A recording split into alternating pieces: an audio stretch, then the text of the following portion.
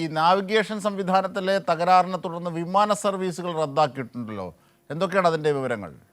അജിംഷാദ്, തീർച്ചയായും ഛത്തീസ്ഗഡിലെ സ്വാമി വിവേകാനന്ദ വിമാനത്താവളത്തിലാണ് ഇത്തരത്തിൽ നാവിഗേഷനുമായി ബന്ധപ്പെട്ടുള്ള സാങ്കേതിക തകരാർ ഉണ്ടായിട്ടുള്ളത്. ഇതിനെ തുടർന്ന് നിരവധിയായിട്ടുള്ള, അതായത് 50ഓളം വരുന്ന വിമാന സർവീസുകൾ ഒരേ സമയം റദ്ദാക്കുകയുണ്ടായി. ഇന്ന് രാവിലെ 6 മണി മുതലാണ് ഇത്തരത്തിൽ ഈ തകരാറ് സംഭവിക്കുകയും ഇതുമായി ബന്ധപ്പെട്ട വിമാനങ്ങൾ റദ്ദാക്കുകയും ചെയ്തിട്ടുള്ളത്. വിമാനം പറന്നുയരുന്നതിനും അതോടൊപ്പം വിമാനങ്ങൾ ഇറക്കുന്നതിനും ഈ നാവിഗേഷൻ സംവിധാനത്തിൽ ഉണ്ടായിട്ടുള്ള തകരാറുകൾ പ്രതിസന്ധിയാവുകയും ചെയ്തിരുന്നു. അതേസമയം നിരവധി വിമാനങ്ങൾ എത്തിയതും അത് വലിയ ബുദ്ധിമുട്ടുണ്ടാക്കുകയും ചെയ്തിട്ടുണ്ട്. എന്തായാലും ഈ ഇറങ്ങാൻ കഴിയാത്ത വിമാനങ്ങളൊക്കെ തന്നെയും വഴി തിരിച്ചുവിടുന്ന സംവിധാനം കൂടി, അല്ലെങ്കിൽ അത്തരത്തിലുള്ള നടപടികളാണ് ഇപ്പോൾ എയർപോർട്ടിന്റെ ഭാഗത്ത് നിന്ന് ഉണ്ടാവുകയും ചെയ്തിട്ടുണ്ട്. എന്തായാലും നടപടിക്രമങ്ങൾ പൂർത്തിയാക്കാൻ, അതായത് ഈ തകരാർ പരിഹരിക്കാനുള്ള നടപടിക്രമങ്ങൾ ആരംഭിച്ചിട്ടുണ്ട് എന്നുള്ളതാണ് ഇപ്പോൾ വിമാനത്താവള അധികൃതർ വ്യക്തമാക്കുകയും ചെയ്തിട്ടുള്ളത്. അതേസമയം നിരവധിയായിട്ടുള്ള യാത്രക്കാരാണ് ഈ വിമാനത്താവളത്തിൽ കുടുങ്ങിക്കിടക്കുകയും ചെയ്യുന്നത്. ജിംഷാദ്.